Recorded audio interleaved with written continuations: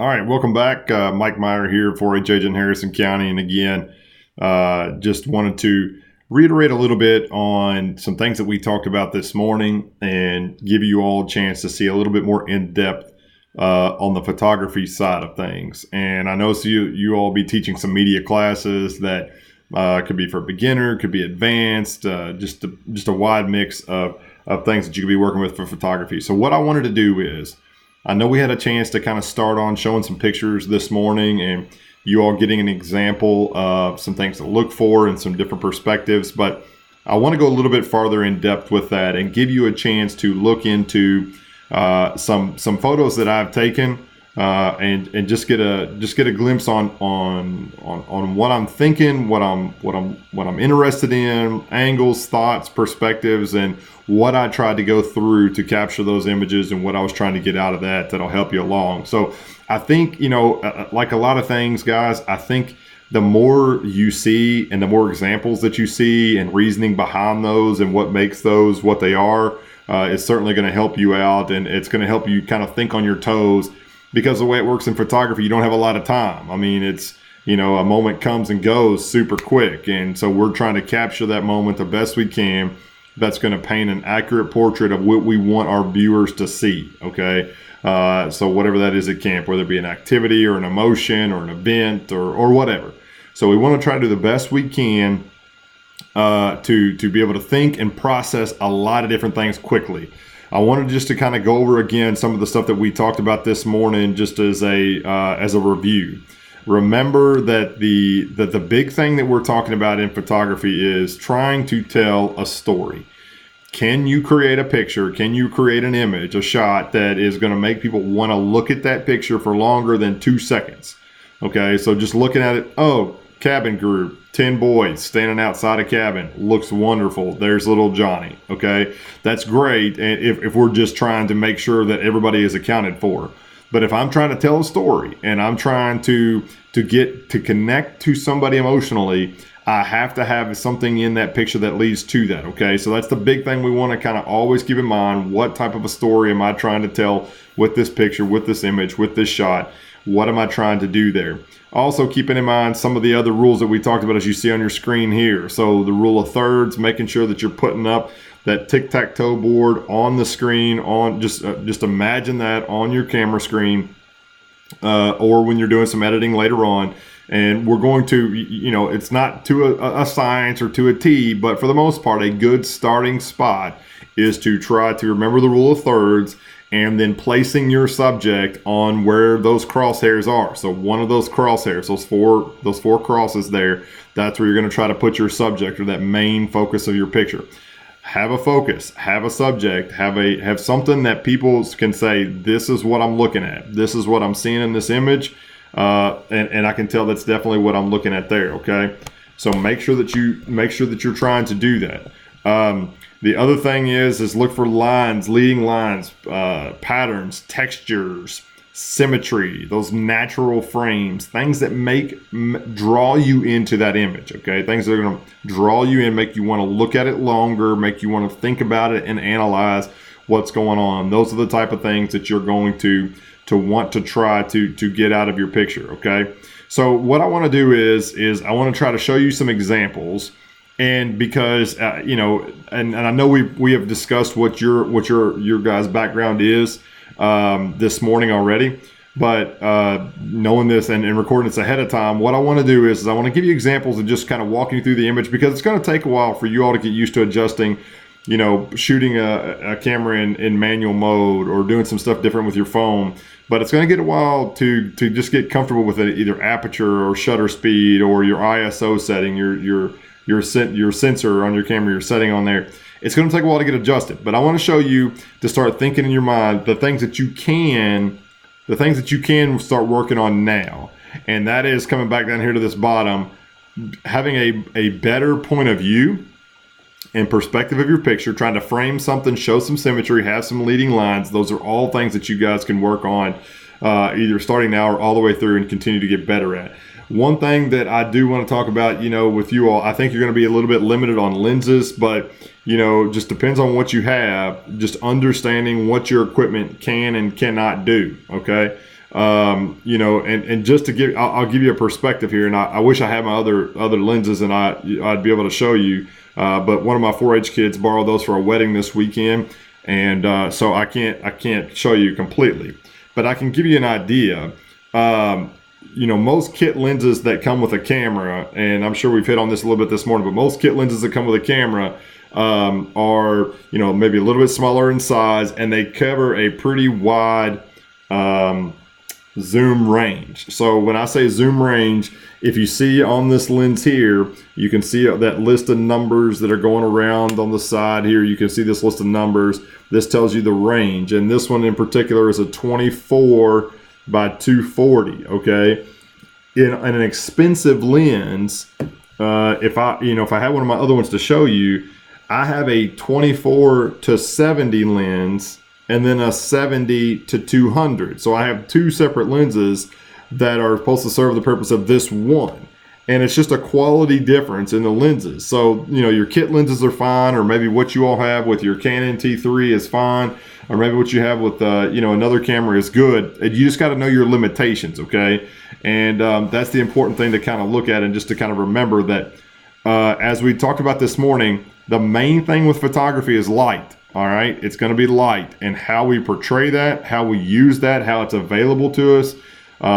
Too much, not enough, and how we adjust our camera or ourselves to get more light to give us something to see. So what I want to do is I'm going to go through some pictures with you, and I'm just going to show you kind of what is intriguing about those, or what makes them interesting, and give you all a few seconds to kind of react on some of those. And I'm sure we've went through several this morning already. But I want you to just kind of process and figure, how can I duplicate this during my camp week when I'm working with a beginner class or an advanced class on trying to get some of these concepts, okay? So I'm going to pull some up here, and we're just going to go through a few, and we'll kind of go from there.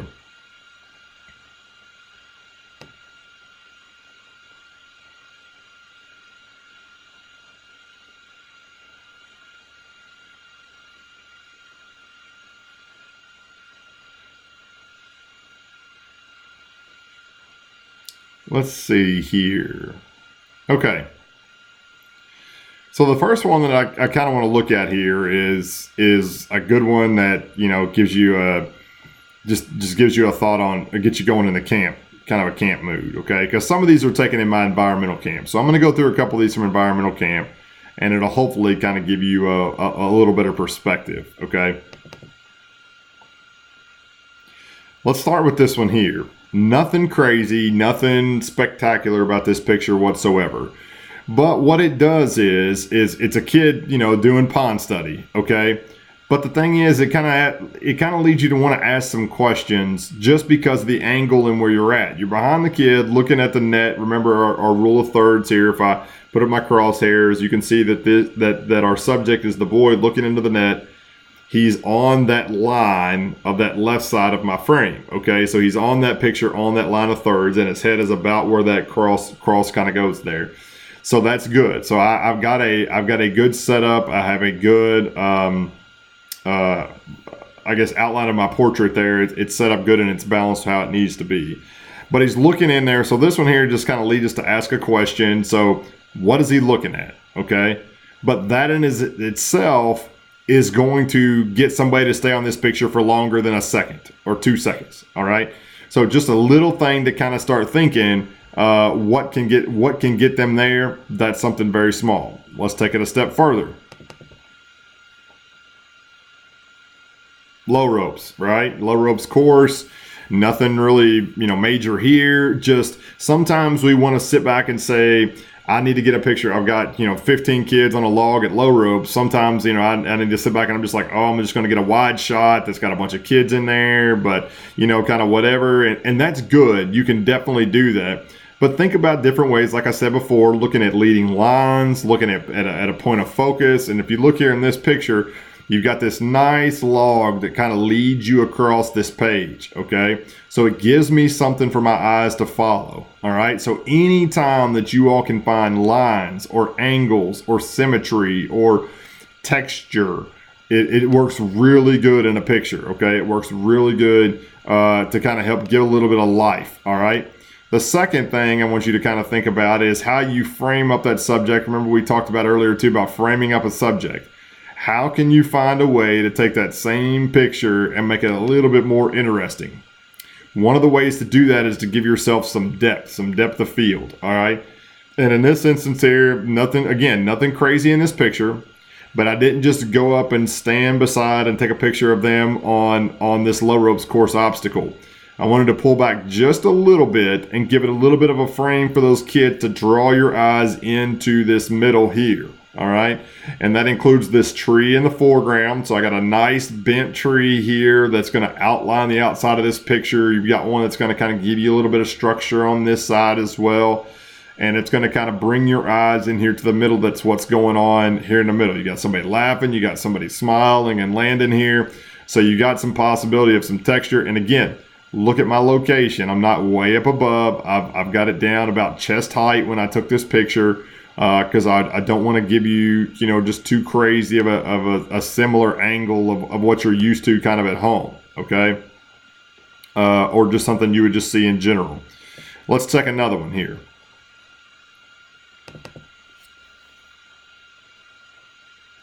All right, this one here is another one just looking at your point of view. You could have you had a team working with 2 campers here on dissecting cow eyeballs. You could have easily, just stood up straight, put your camera up to your, put your camera here, put it up to your eye, standing up, and just straight take the photo. All right, you could have easily have done that. The difference is that that's the same look that everybody else sees. So I want them to see something a little bit different. So in this case here, I've got the camera sitting down on the table, pretty much just tilting the lens up at an angle. I still got the young lady here that's on the rule of thirds. Okay, so you got a nice little balance there on those rule of thirds there, leading your eyes down to what's going on at this eyeball, what's going on with those scissors, all right? So that's another way to kind of draw your eyes in. If you want to put something in the middle of your picture, so say for instance a person or something in a portrait, you still need to kind of think about the rule of thirds, all right? If you notice on this owl here, if I put my lines up on my page, so if I put my rule of thirds quadrant and grid up on my page, the owl's 2 eyes are still going to meet somewhere towards those 2 upper quadrant crossing right here and right here. So if you have your line going up, your line coming down, line going across, you got a crossing and a crossing close to their eyes. You can do that with a person. You can do that with another item in your picture, whatever your subject is. You can do that there, and that's fine. Just make sure that you've got some way to give that a balance there and get it near one of those crossings. Same deal, just a simple picture of one of the teams. Simple, easy picture. Got a pretty cool little reflection in their glasses, so that works good. You've offset it a little bit there on the side where it's focused on the rule of thirds there to give it just a little bit of substance to the picture. And that works really well. Notice how you've got the light coming in on the side of his hair, so he's not looking at the sun. In this picture here, the sun is coming in from this side over here, all right? So we're not taking the photo just straight on with the light in his eyes. It's more giving it a little bit of glare off of his hair, which works really well, okay? Let's check out another one. Archery, for instance. Here's a really good one of the archery range. You could easily just stand back, face high, and take that picture. But if you notice, this picture is it's taken with a wide angle. I've framed it up because I've given everything that you want right there in the middle from this person to this person. And this camera is almost sitting on the ground, okay? It's almost sitting on the ground. I've got this nice line right across the bottom of that rule of thirds line, okay? I've got that nice line right across there that's formed by those targets. It gives my eyes somewhere to go. I framed it up by this tree on the side. So just a few things to think of a little bit from a different perspective there, okay?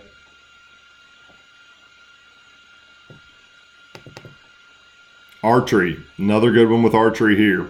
Standing behind, a little bit off to the side, but you get the arrow. You're going to follow the arrow down through the bow, and then hopefully out to the target is where your eyes want to go, okay?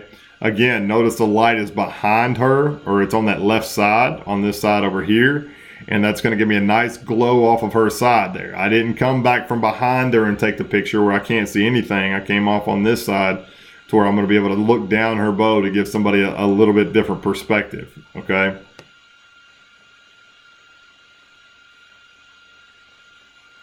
I want to get into one and show you just a tad bit on plants. This is a flower that Eric and I found in Red River Gorge, and it's one that's super rare. And this flower, you can't guess, but I'm going to give you a second just to think. I'm going to give you 10 seconds here, and I want you to think, how big do you think this flower is in height, in terms of height? So you're saying inches or whatever. All right, really, so in person, this flower is probably no more than like 2 inches, okay? 2 to 3 inches tall. That's it.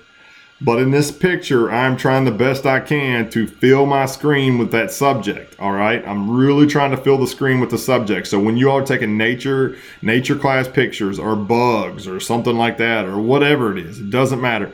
Try not to have just a bunch of unwanted dead space, okay?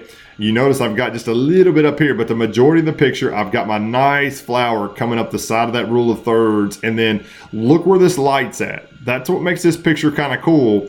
You've got the light, a nice light that's coming in on top of these flowers, all right?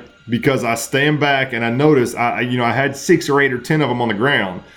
I want to find the one that's got like a little bit of light beam coming through the woods that's on top of it or something like that, that way I can kind of get some good, a good pronounced type of a flower there. Or if I did a group, same deal. All right, I got a group of them here. I'm kind of coming up towards the middle and I'm sprouting out. I filled my picture really good. And remember what we talked about this morning too. You've either got to be on one of those quadrants, one of those crosses on our rule of thirds to kind of start with, or you need to show some symmetry in your picture. So think of like taking a picture of a building as a really good example again of this.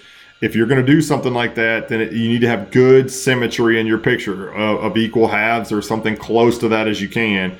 And I think you can see that here. You get a little bit of foreground with the stuff on the ground here. Then you get leading back to these flowers, and they're leading you in a couple different angles. It is something to kind of think about there. So that's kind of my perspective on that one there. Awards and stuff, or stuff sitting on a table, or decorations or anything like that, instead of just getting right on square straight forward with a sign or something like that. I'll show you another example here in just a little bit of one at camp. But instead of getting straight right on example of a sign, you guys can, take a little bit of an angle where you got something coming away from it. Or like if this is your sign that says to riflery here, maybe you're standing here beside it like this, taking a picture almost at like a 45-degree angle where the line of the sign pointing to the riflery range is kind of leading your eyes somewhere off into the distance, all right? So think about that just on a little bit different perspective, or a point of view, I guess, is what we'd like to talk about there.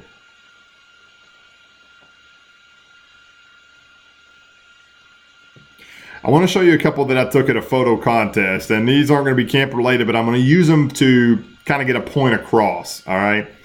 And so hopefully you'll be able to see that from some of these here. This picture here is one that I love, and it's one that in a photo contest is one that I'd actually won a division with one time. And the big part for me is I walked around for 3 days trying to find stuff to take a picture of, at this contest. You take a million pictures and then you can turn in 4 or 5 or 6. And this one to me it gives me a lot of curiosity or questions. I get really cool light coming through on this trail, leading back to this black hole back here that, you kind of think like, where's this going? What's going on? And not only that, but I get this park bench. Now, the trail you can see is off to the left side here. And this is actually, almost a little bit of a curve, but this is the actual walking trail here. But I see this, they got these benches that are off to the side every now and then. And you can see one way back there. There's one right there where my arrow's at as well. But then this one up here, it's got cool snow right on the seats that are creating some patterns. Remember, we talked about texture and patterns and lines. You got really neat shadows coming off of there that gives you also some lines. The light's coming on this bench here where it shows me like some mold and moss, I guess moss textures here on the bench that you can see as well. And I played around with this picture for probably 15 minutes and probably took 100 right here to try to get the angle I wanted. And what I wanted is this bench to be on my rule of thirds. You could see it down here in the bottom quadrant of my picture. And I wanted it to kind of frame up, though, this black hole back here. All right. I started out before where the bench was off to the side. I had a picture where the bench was kind of in front of. And then this one, I was like, this makes a lot of sense. I got the trail coming in from the left side. It's leading back this way. I've got the bench here that's going to kind of frame that up really good to kind of give me something to go by. And it draws my eyes because in a picture, guys, in a picture, wherever the brightest light is where people's eyes are going to be drawn to. Okay. So whatever the brightest spot in the picture, that's where your eyes are naturally drawn. In this case, it's the white snow, the reflection on that bench, which is good.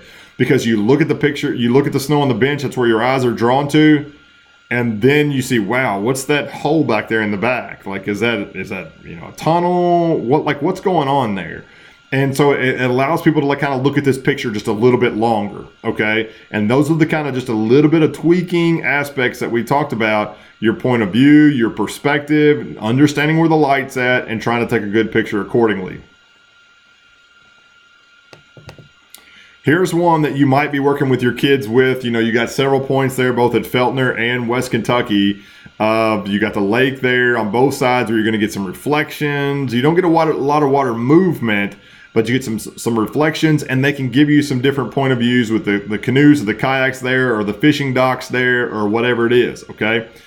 So instead of me just taking a picture of this creek and the bridge, I see this pretty cool bridge in the background. And I'm going to give you all 5 seconds. You all tell me where I'm at taking this picture. Hopefully you figured out that I'm in the creek. Okay. So I've got my camera on a tripod in the creek taking this picture because that's going to give me the best perspective. And then remember what I told you before, I've got to find a way to lead your eyes back to this bridge. I don't want to, if you notice, my camera is not pointing as it is with you all right now. My camera is not pointing straight at the bridge like this. I didn't want to be like, oh, look, bridge, point straight at the bridge and take a picture. If you notice, like my camera is pointed beside the bridge, almost kind of in this direction right here, okay? And the reason why is I want those lines and I want those objects in the picture to take you to the bridge. I don't want to take you straight there. I want you to find your way to that bridge. So then, where is the brightest light in this picture? It's right here on this rock, okay? So since it's on that rock, that's where my eyes are going to be drawn to initially. It's important that I've got that on one of those thirds, all right? So it's the brightest part of the picture. I want to get it to one of those thirds. And then you start to see, like, where is this creek going? And then you start to notice that bridge back there and be like, oh, that's kind of neat, man. Well, like, where's that going? That's an awesome rock there. It's a pretty cool bridge. And it just gives a little bit more depth of field and interest to just an otherwise kind of maybe a little bit plainer picture. Now, you ask about, you might be asking, how do you get the water to look that way? It goes back to our shutter speed conversation from earlier. If I'm trying to freeze motion, I have got to get that shutter speed fast, okay? It's got to shut fast to freeze motion. Think of, your Water Olympics. Think of like your field relays, somebody running in class. You've got to get that shutter speed up fast. Or you've got to be able to, what we call pan, which is move your camera at the same pace that person is running, okay? So you're moving your camera while they're running. You're moving your camera with them. You can kind of freeze them and blur stuff around it by doing that too. It's kind of a fun thing to kind of work on with kids. You can work on panning. So like if they go to a class and somebody's running, have them take a couple of shots kind of leading with that person. But I've got it on a tripod with a with a trigger release. So I just got like a little $7, $9 trigger off of Amazon that I can plug into the side of my camera. You can do it on your phone as well. Sometimes you could download an app that can do that, but I'm plugging it in there because remember, any movement, me just pushing that trigger on my camera is going to cause vibration, it's going to cause motion, and it's going to be an unclear picture. So I'm taking that away by putting my camera on a tripod, plugging this in, and I'm just hitting a trigger release with my finger, and that's going to release that picture. It's going to make sure there's no movement, and that picture is going to be plenty clear. Okay, so for instance, just like that rock right there, it's really good in focus. As you can see there, it's really good in focus. Everything is good there. And to get the water blurry, you just got to slow the shutter speed. So this is at like 4 or 5 seconds, I think, is what this was. I think, I don't know 100%, but in order to freeze that motion, because remember, when we slow that shutter speed enough to where we want to blur movement, all that's doing is I'm clicking the shutter. And when I got it on 4, 5, 6 seconds, like I want to freeze those fireworks that I'm going to show you in a second, some firework pictures that I showed you some from earlier too. When I want to freeze that, then I'm gonna do that by really slowing that shutter speed down. If I put it on 4, 5, 6 seconds, something like that, then that's going to allow me to. It's recording the whole time. 1, 2, 3, 4, 5, just like a video almost. It's recording what's going on, and then it shuts. Okay, and so it's just recording that water moving. 1, 2, 3, the whole time. Okay, so if I want to kind of blur water like that or blur motion, that's how it's going to happen. Same thing if I'm taking a picture of, cars. You ever wonder like those streaks of light? So this is a cool one to do during Glow Sally. So this one works really well during Glow Sally. If you want to kind of get some light streaks in a picture, that's how you do that. This one here was set on, that's just cars that are driving down the road.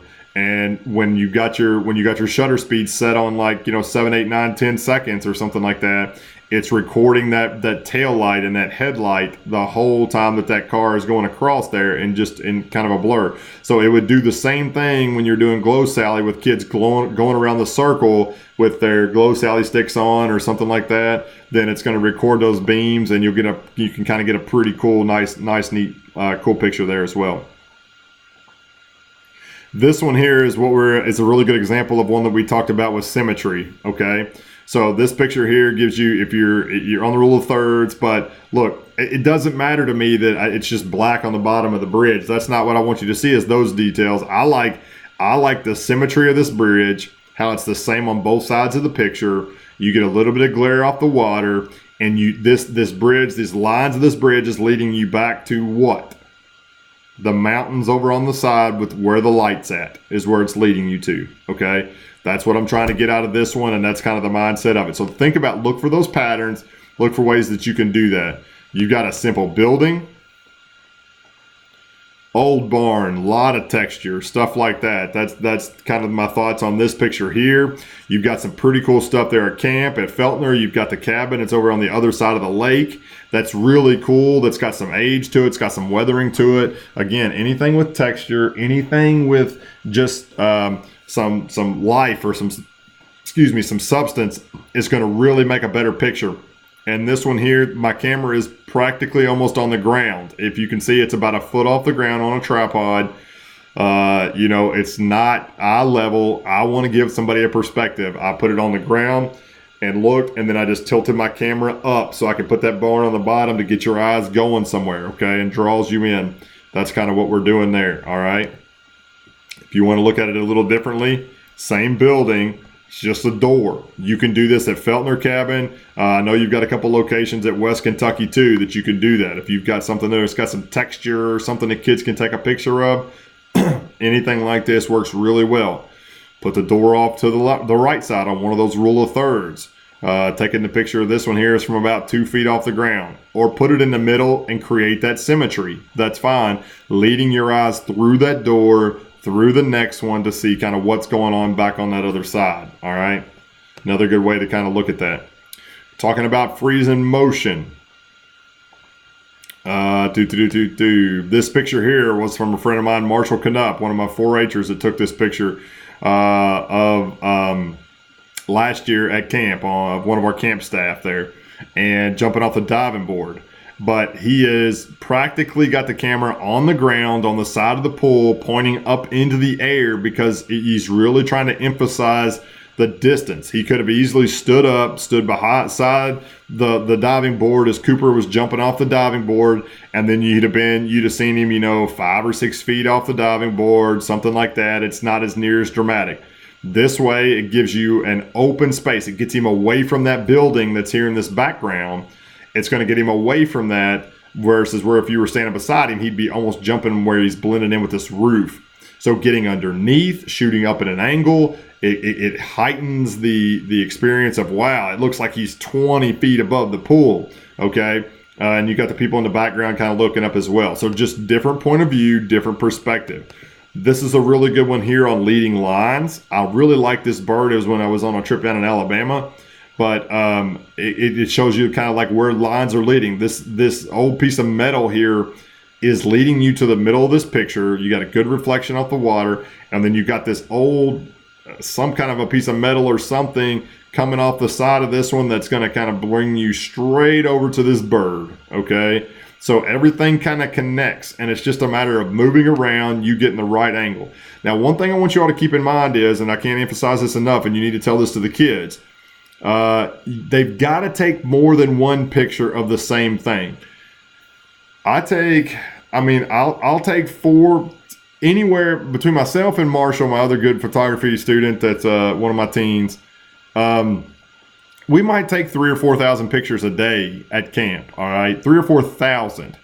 And if that's the case, I post up, from what I showed you all this morning, I put up 60 a day, 70 out of all those. Now, we're a whole lot more nitpicky than you're going to have to be. But the point is if I just go down and I say, oh, I'm going to take a picture of a couple of kids in soccer class, okay? And you go down and you take a picture, and then you go back. Well, probably that picture's not going to turn out how you want it. You've got to give yourself some options, all right?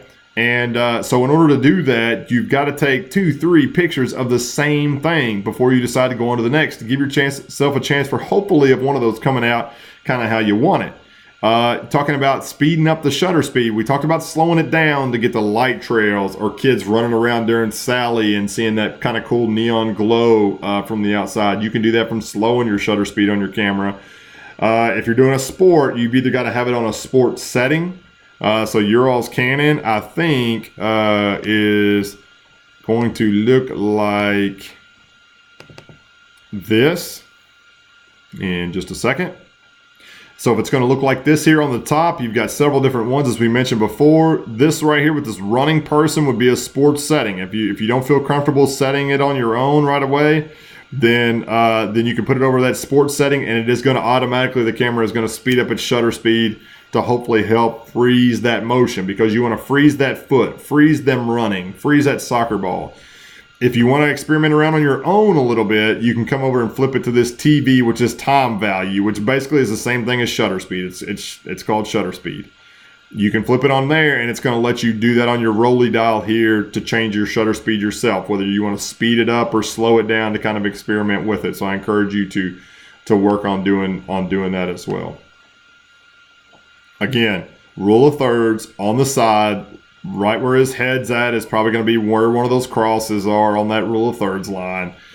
Freezing the soccer ball in the air, freezing the leg so you don't get a lot of motion. But this is on, I think, 1/800th of a second. All right, so it's pretty fast. So you think on a normal picture you're taking it at 200ths of a second, 250ths of a second, something like that. That one's taken at 800. Anytime you're doing sports or action, you got to get that thing turned up a little bit more.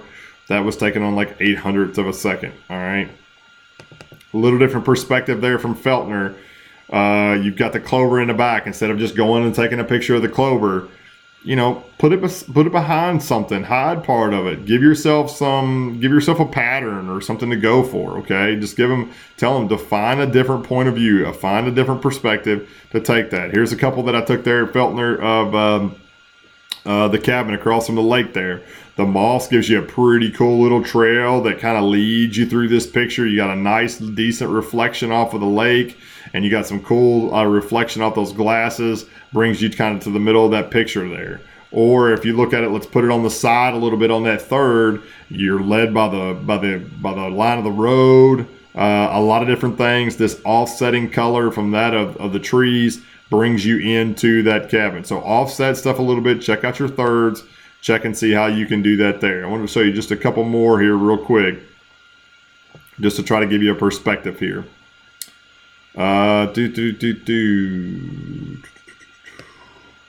Nighttime. These are a couple that I just took of like nighttime. Now remember, it's all about the light. The big thing about the sun is super tricky, as we've talked about this morning. Anytime it's super harsh, you're going to get this blowout white on your picture, which is not good. But if you're looking at cool sunsets, or when the sun goes right behind a tree, or if it's right behind a tree or right behind a cloud or something like that, you can get some pretty cool pictures, okay? When it kind of hides the harshness of it. So at sunrise, sunset, where you can still take a picture pointing at the sun, but you gotta have some help with it. You gotta have a filter. In this case, it's right behind the clouds, or maybe you can find it where the sun's right behind a tree and gives you a little silhouette. This is what we kind of call a silhouette here. It's one of my favorites. This is one I took of my son and my little niece.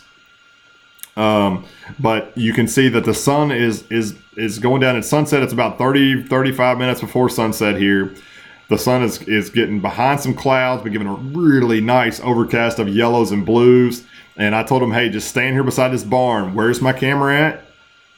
Right on the ground, pretty much, okay? It's almost sitting on those rocks, and I'm pointing up just a tad. I want to give you a different perspective.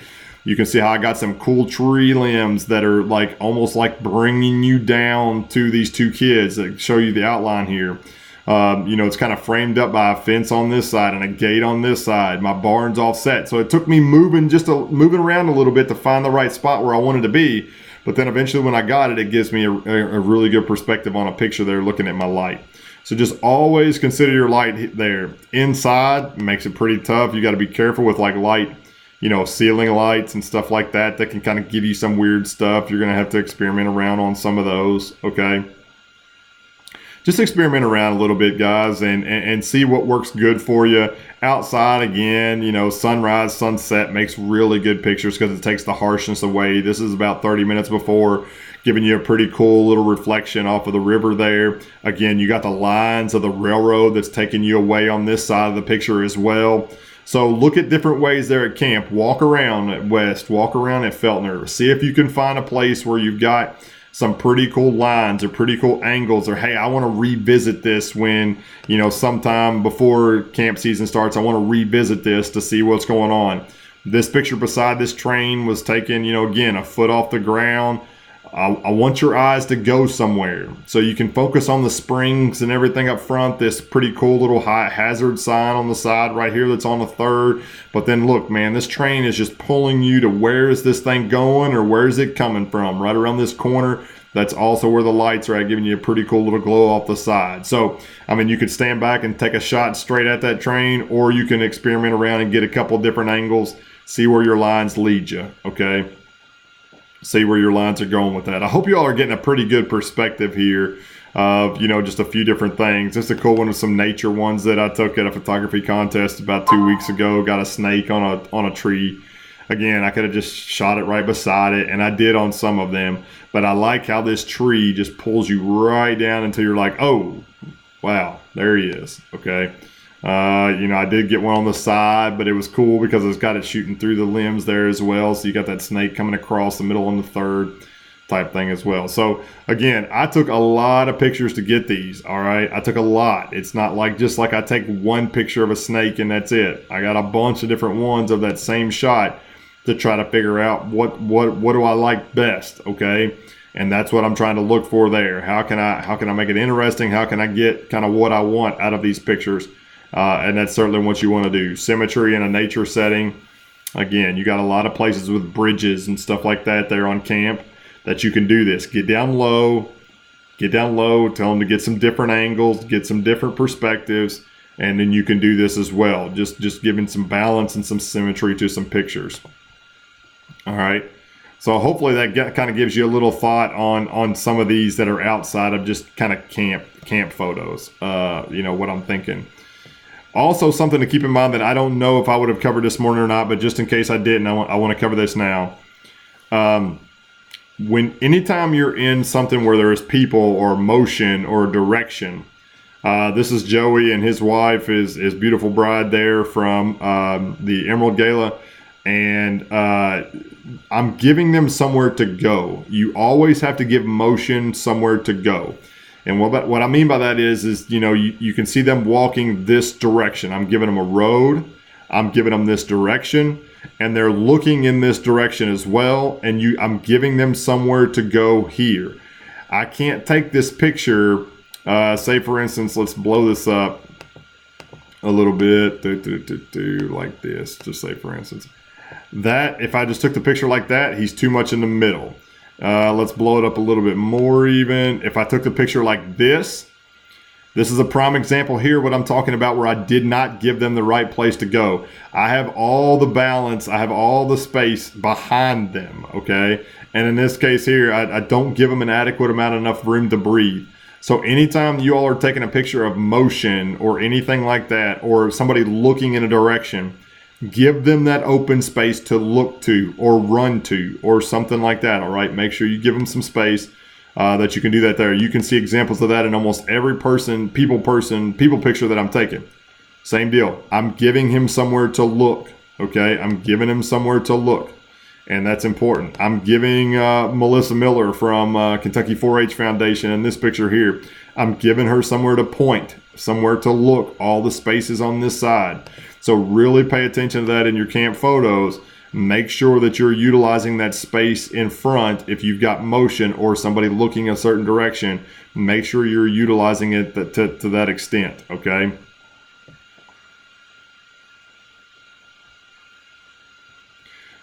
Just some more group photo stuff. Gaga ball pits, basketball pits are a really good way to kind of get some big group type stuff. But again, just like we spoke about this morning, I need to see what you're trying to get me to recognize in the picture. In this case here, who do I want you to see in this picture? Hopefully that you all were able to notice that it's the two younger kids, okay? Eventually your eyes come to those two younger kids, and what are they doing? What's their story? Are they watching? How long have they been there? Are they curious about how to play or anything like that? So I dropped all the color out of this picture because I don't want everybody's clothes taken away, because it's already cluttered. It's already cluttered with a lot of people and different things like that in the background. I've got to find a way to help you get to these two kids. I want to help get you there, all right? So I got to drop the color out. That'll help get you there. Then I put them on the thirds. If you notice, they're on this little crosshair right there.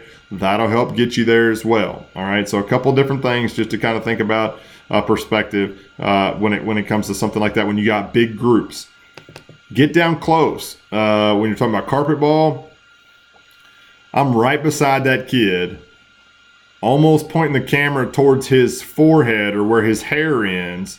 But the main thing I want to get is this big line of this pool leading you towards the light and that other side, okay?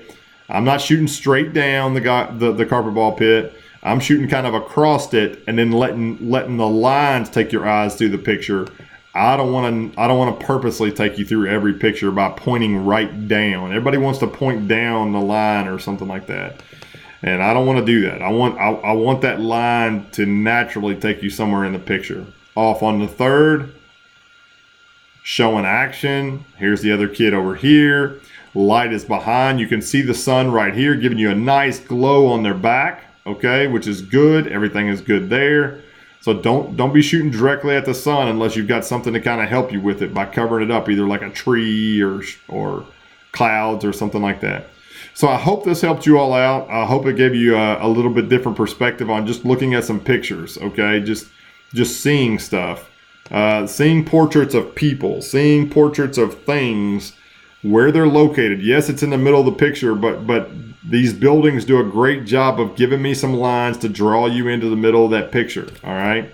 And that's important to kind of look at there. So, I mean, just a lot of things there from different perspectives. If you all just kind of remember, the big thing about photography is light. Play around with it a little bit on both those campgrounds. Play around with it a little bit. Try to find a way that you can experiment and find a different way where you got light. And that's what I want you to do right now, okay? So we've talked about several things in these pictures. We've covered several this morning.